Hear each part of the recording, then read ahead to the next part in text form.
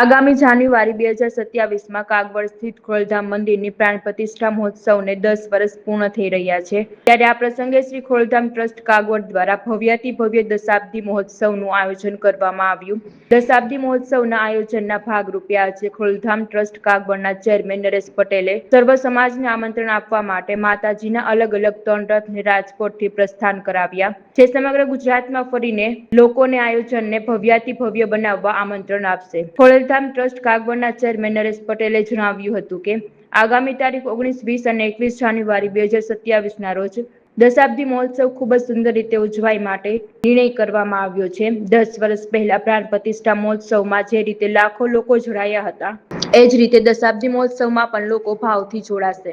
Khodaldham trust કોઈ આમંત્રણ પત્રિકા ક્યારેય છપાવતું નથી, પરંતુ ખુદ માતાજી સાક્ષાત આમંત્રણ આપવા ગુજરાતના ખૂણે ખૂણે સુધી પહોંચે છે। આ વખતે અલગ અલગ 3 ઝોનમાં માતાજીનો રથ ફરી સર્વ સમાજને દશાબ્દી મહોત્સવમાં પધારવા માટે આમંત્રણ પાઠવશે। આજે માતાજીના 3 રથનું પ્રસ્થાન રાજકોટ ખાતેથી કરવામાં આવ્યું।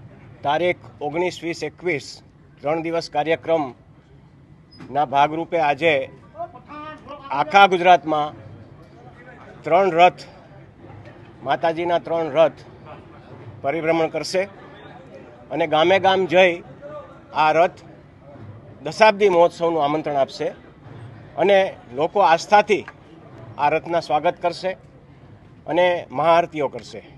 આપ સૌએ થોડા સમય પહેલાં કાર્યક્રમ નિહાળ્યો જ છે। હવે આપના કોઈ સવાલ હોય તો અમે જવાબ દેવા માટે બેઠા છીએ। આ તો હું ઘણા ટાઈમથી આ કહું છું।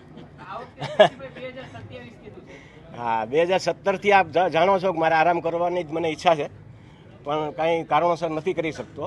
પણ હવે કમિટી ખૂબ સક્ષમ છે અને લગભગ ભાર એ લોકો ઉપાડી લેશે એવી મને આશા છે।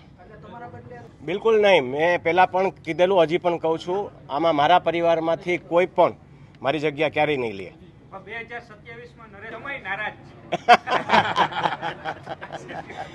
એ સમાજના કાર્યક્રમની અંદર એક જ્યારે માહોલ સિરિયસ માહોલ હોય ને, ત્યારે થોડુંક પરિવારવાદ રમૂજ થાય ને તો લોકોને મજા આવે અને એ આપણે આજે નિહાળ્યું। આરામ કરવાનો મતલબ એ છે કે મેં 2009થી પ્રવાસ કરી રહ્યો છું અને લગભગ અત્યારે આ 26 ચાલી રહ્યું છે અને 27માં હું એમ કહું કે મને થોડો આરામ કરવા દો, વધારે લોકો કામ કરે આપણા મારા જગ્યાએ, તો એમાં કંઈ ખોટું નથી। સુરતની અંદર આની પહેલાંની પ્રેસ કોન્ફરન્સ સુરતમાં મેં લીધેલી, એમાં અમે 42 વીઘા જમીનનું સંપાદન કરેલ છે અને હજી બાજુની જગ્યાનું પણ વાતચીત ચાલી રહી છે। ટૂંક સમયમાં એટલે કે નવરાત્રિની આસપાસ સુરતની અંદર અમે ખાતમુહૂર્ત પણ કરવા જઈ રહ્યા છીએ। હું પહેલેથી કહું છું, ગમે એટલી સંસ્થાઓ થઈ સારી વાત છે, લોકોને એમાં વધારે મોકો મળશે ત્યાં જવાનો, લોકો ત્યાં જઈને એના કામ કરાવશે, ત્યાં જઈને આસ્થાનું પણ એ લોકોને જ્ઞાન થશે, તો એમાં કોઈ ખોટી વાત નથી।